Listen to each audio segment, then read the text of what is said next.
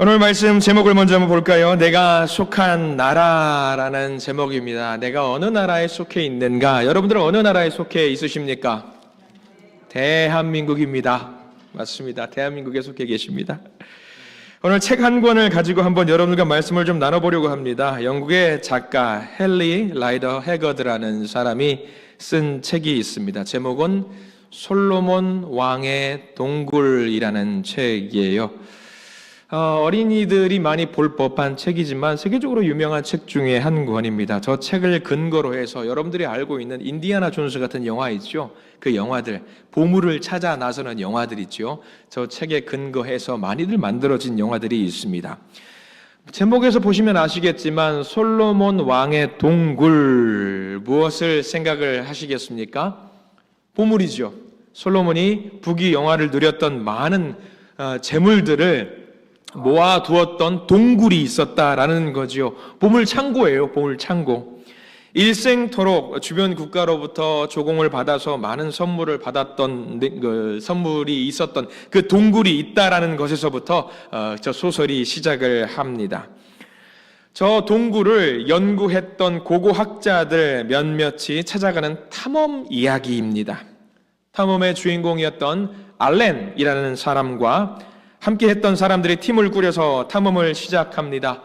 보물을 쉽게 찾으면 보물이 아니겠지요. 시련과 역경과 고난을 통해서 겨우겨우 보물이 있는 동굴에 들어가게 됩니다. 상상할 수 없는 엄청난 양의 보물을 발견했습니다. 여기서부터 문제가 발생이 됩니다. 문제가 무엇일까요?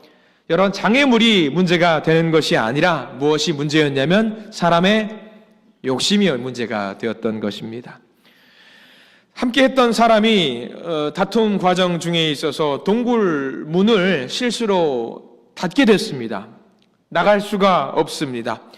보물이 엄청 많아요. 평생을 써도 다 못 쓸 정도로 대대손손 쓸 수 있을 정도의 보물의 양인데 문제는 뭐냐? 문이 닫혔어요. 나갈 수 있다 없다? 못 나간다라는 겁니다.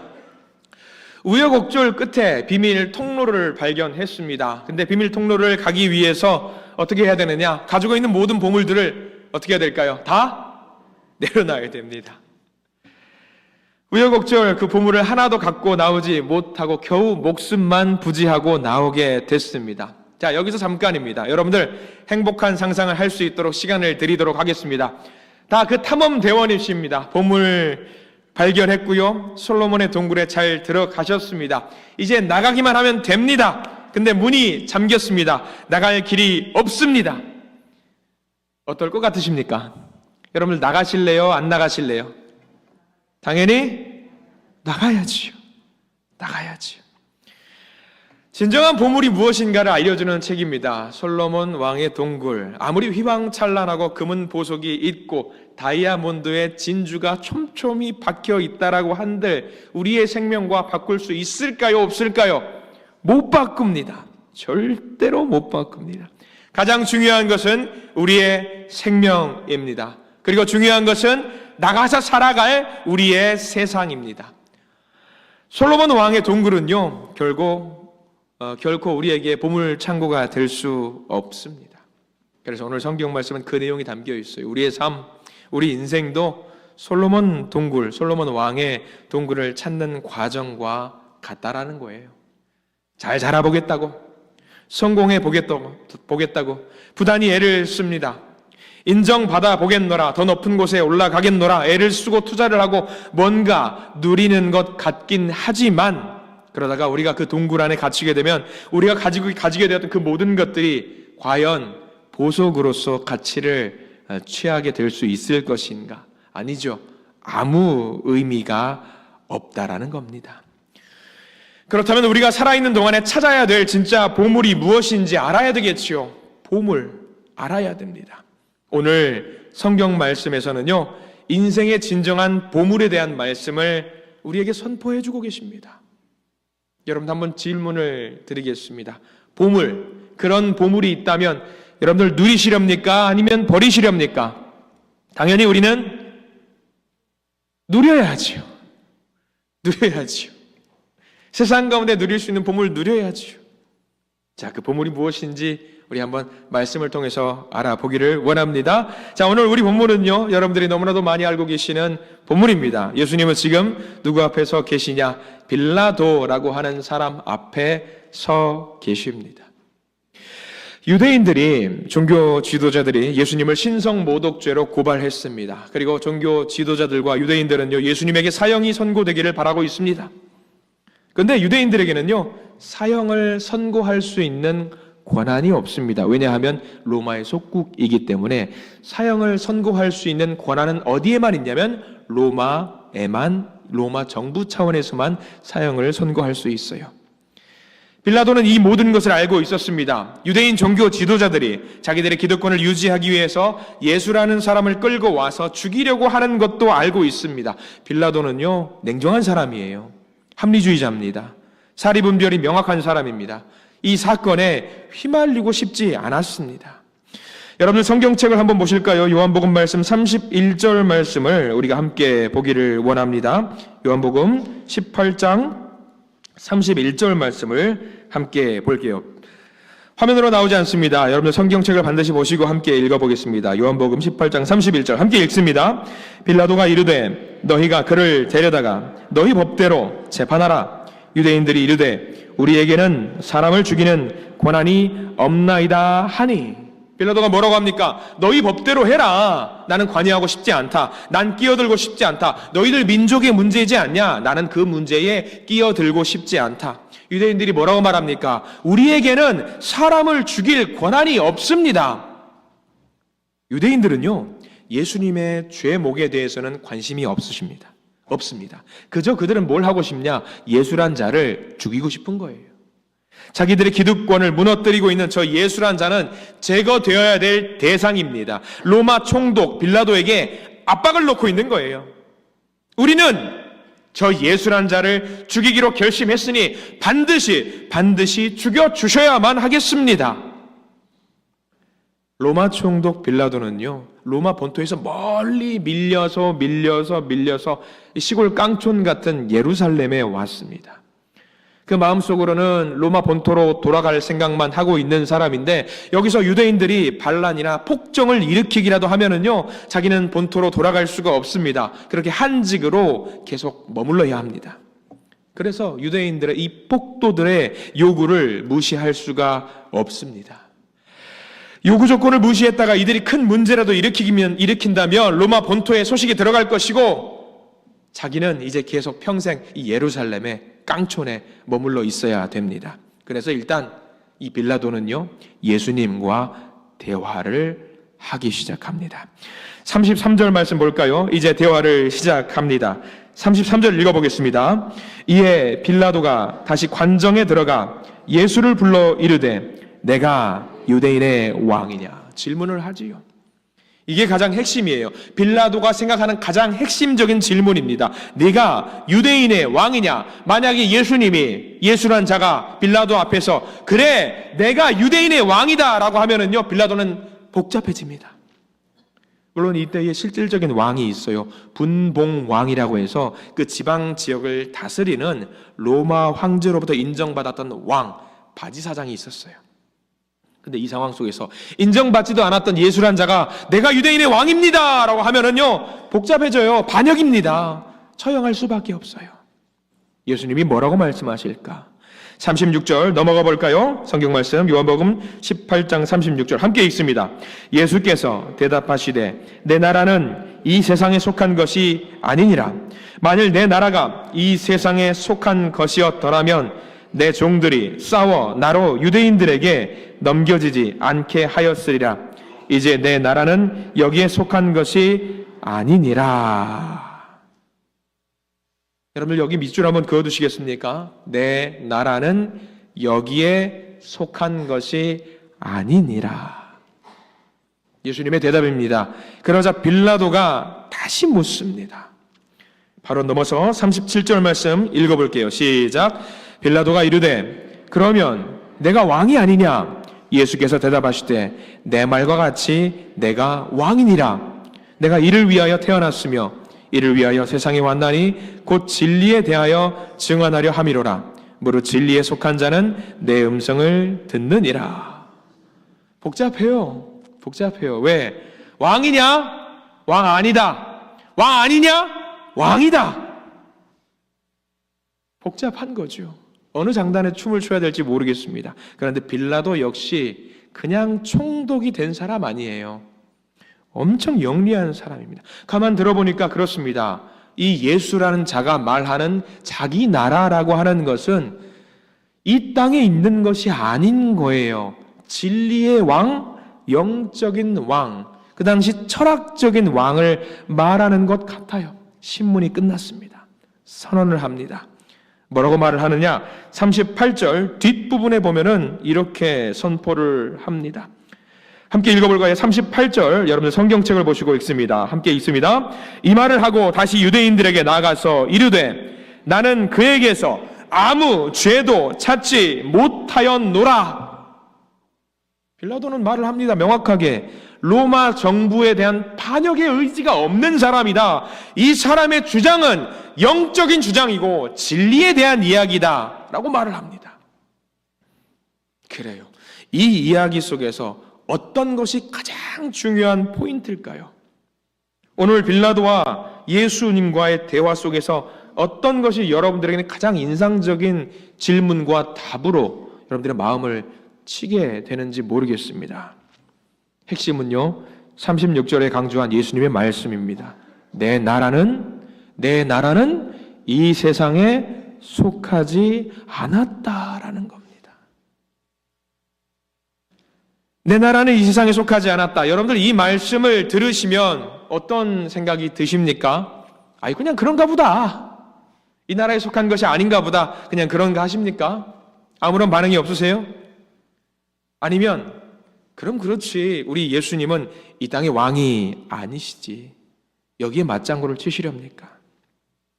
근데 만약에요, 여러분들이 만약 이때 당시에 예수님을 따랐던 사람이었고 예수님께서 진짜로 왕이 되실 거라고 생각을 했던 사람들이 이 말을 들었다라고 여러분들 한번 생각을 해보시기 바랍니다.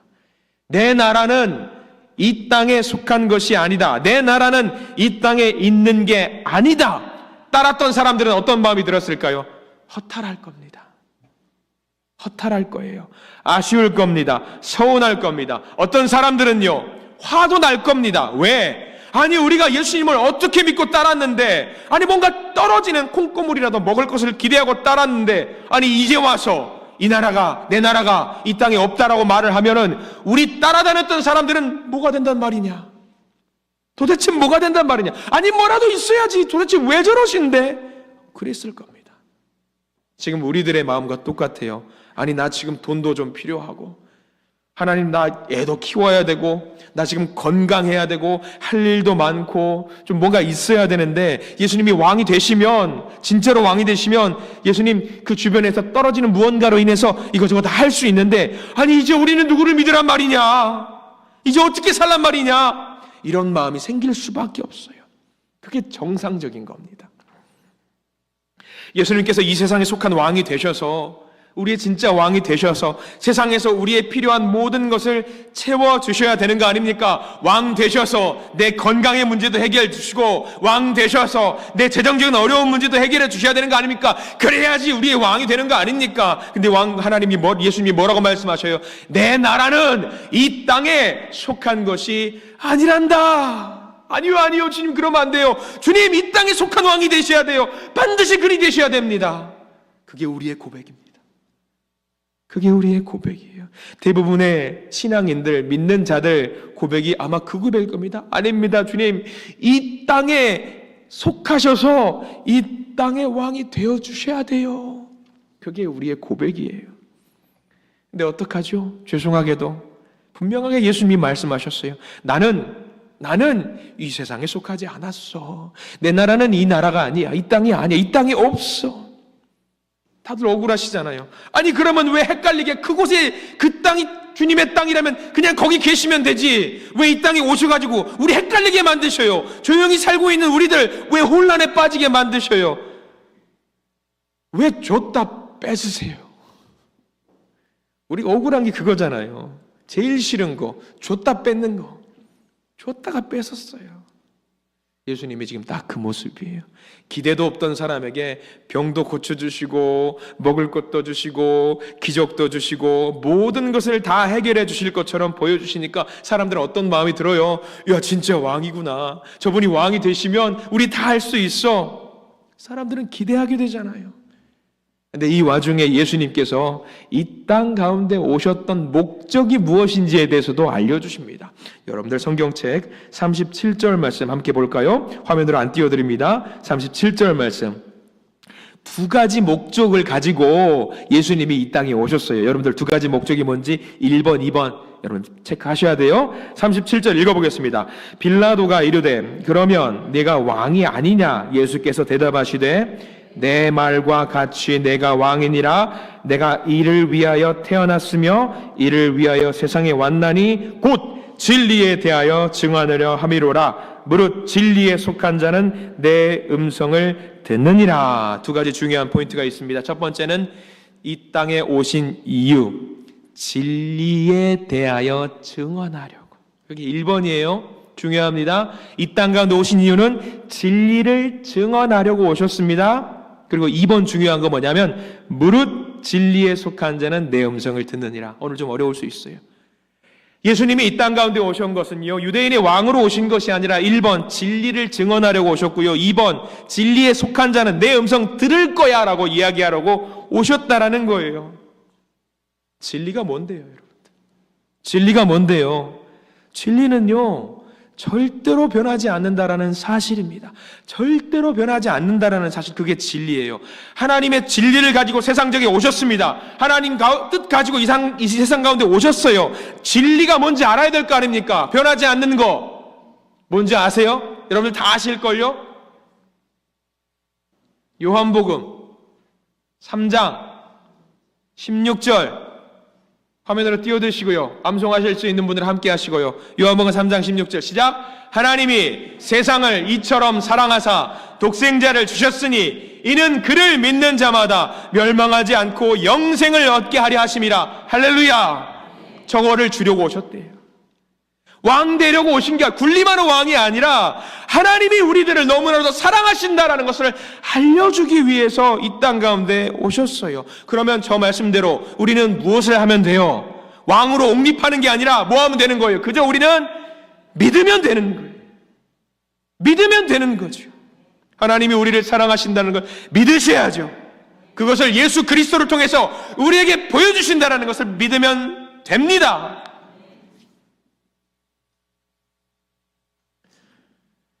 이 말씀 속에서는 무슨 의미가 들어있는지도 아셔야 돼요. 우리가 읽었던 본문 36절에 이렇게 나와 있어요. 18장 36절. 내 나라는 여기에 속한 것이 아니니라. 저기 다 들어있잖아요. 예수님의 저 말을 18장 36절 내 나라는 여기에 속한 것이 아니니라를 우리가 이해할 수 있는 말로 좀 쉽게 풀어볼까요? 야, 너희들은 이 세상이 낙원인 것 같이 아니야. 창살 없는 감옥이고 솔로몬의 보물창고, 솔로몬 왕의 동굴 같고 너희들이 세상에서 아무리 많은 것을 소유했고 성공했다고 해도 다 필요 없어. 정말 중요한 것은 너희가 그 세상으로부터 빠져나와야 돼. 내 나라는 그곳이 아니거든. 이거예요. 이 세상에 속하지 않으셨던 분이 하나님 나라로부터 우리에게로 내려오셔서 다시 우리들을 이끌고 하나님 나라로 돌아가시려고 진리를 선포하시기 위해 우리 가운데 오셨다라는 말입니다. 우리는 그것도 모르고 어떻게 사는 줄 아세요? 이 땅이 전부인 것처럼 아둥바둥 살면서 서로를 괴롭히고 서로 힘들게 만들고 쓰러져가는 우리에게 넘어져 있고 쓰러져 가고 그렇게 살고 있어요. 근데 주님께서 이 땅 가운데 오셔서 말씀하시는 거죠. 넘어져 있는 우리들을 보시면서 하나님이 너희를 너무나 사랑하신대. 지금 넘어져 있는 게 영원히 넘어져 있는 것 같지? 아니야. 힘을 내. 내가 속한 나라. 너희들이 속한 나라는 이 땅이 아니란다. 그 말씀을 하고 계시는 겁니다. 여러분들은 어느 나라에 속해 있으십니까? 대한민국이죠. 대한민국입니다. 그런데요, 우리들이 머물고 있는 우리들은요, 속해 있는 게 아니에요. 우리들은 머물고 있는 거예요. 잠깐 머물고 있어요. 우리는 하나님 나라에 속한 하늘 백성이라는 사실을 잊지 마시기 바랍니다. 근데 여기서 중요한 2번, 아까 여러분들 표시를 해두셨겠지만 중요한 거, 내가 그러면 이 땅 가운데 속한 자인지 하나님 나라에 속한 자인지 구별할 수 있는 방법도 우리 예수님께서 알려주셨거든요. 오늘 말씀에 나와 있어요. 요한복음 18장 37절 말씀의 제일 뒷부분, 요한복음 18장 37절 말씀 제일 뒷부분에 뭐라고 나와 있죠? 표시를 하셨을 겁니다. 진리에 속한 자는 내 음성을 듣느니라. 아멘. 진리에 속한 자는 내 음성을 듣느니라. 여러분들 하나님의 음성을 들으시기를 소망합니다. 하나님의 뜻을 들으시고요, 하나님의 음성을 여러분들의 가슴 속에 새기시기 바랍니다. 그게 들릴 때에 내가 하나님 나라에 속한 자가 된다라고 오늘 우리 예수님께서 말씀해 주고 계십니다. 내가 이 세상에서 남들이 볼 때에 이만하면 성공한 사람이라고 여겨질 때가 있습니다. 뭔가 다 이룬 것처럼 여겨질 때가 있어요. 근데 우리 주님께서 아무리 많은 것을 가지고 있다라고 할지라도 주님이 뭐라고 말씀하시냐? 온전한 성공이 아니란다. 그거 아니야. 그거 잘못된 거야 라고 말씀하셔요. 반대로 내가 때로는 이 세상에서 실패한 것처럼 보입니다. 사람들이 실패자라고 낙인을 찍습니다. 비참합니다. 근데 주님께서 보실 때에 아니야 실패한 거 아니야, 너는 하나님 나라의 백성이야 라고 말씀하실 때도 있다라는 거예요. 여러분들이 생각하는 성공의 개념이 무엇일까? 공부 잘해서 좋은 대학 가고 좋은 대학 나와서 좋은 직장 가고 명예를 얻고 돈을 벌고 자녀들이 잘 되어서 내 마음을 기쁘게 하고 내가 건강하게 오래오래 살아서 모두 다 나름대로 성공했다라고 인정받는 것이 성공인가요? 아니면 그 모든 것을 다 이루었다라고 할지라도 내가 하나님 나라에 속한 백성이 아니라고 한다면 여러분들 어떤 것을 택하시겠습니까? 우리의 삶은요, 우리 인생은요, 죄 가운데 살다가 죽고 끝나는 허무한 인생이 될 수밖에 없습니다. 여러분들 인류 역사상 가장 지혜로웠던 사람을 보통 누구라고 말을 합니까? 믿는 자들은요, 솔로몬이라고 말을 합니다. 그리고 솔로몬이 자기가 죽기 전에 가장 자기의 모든 지혜를 집대성해서 만들었던 성경책이 무엇일까요? 무엇일까요? 그의 인생을 집대성해서 그의 노년의 마지막에 모아가지고 썼던 책. 새벽 예배 나오셨던 분들은 아실 텐데 전도서예요, 여러분들. 전도서입니다. 예, 여러분들 그 공부 다시 하셔야겠습니다. 솔로몬이 가장 젊었을 때 썼던 책, 열정적으로 사랑의 말을 했던 아가서. 그러면 중년에 조금 이제 살만하고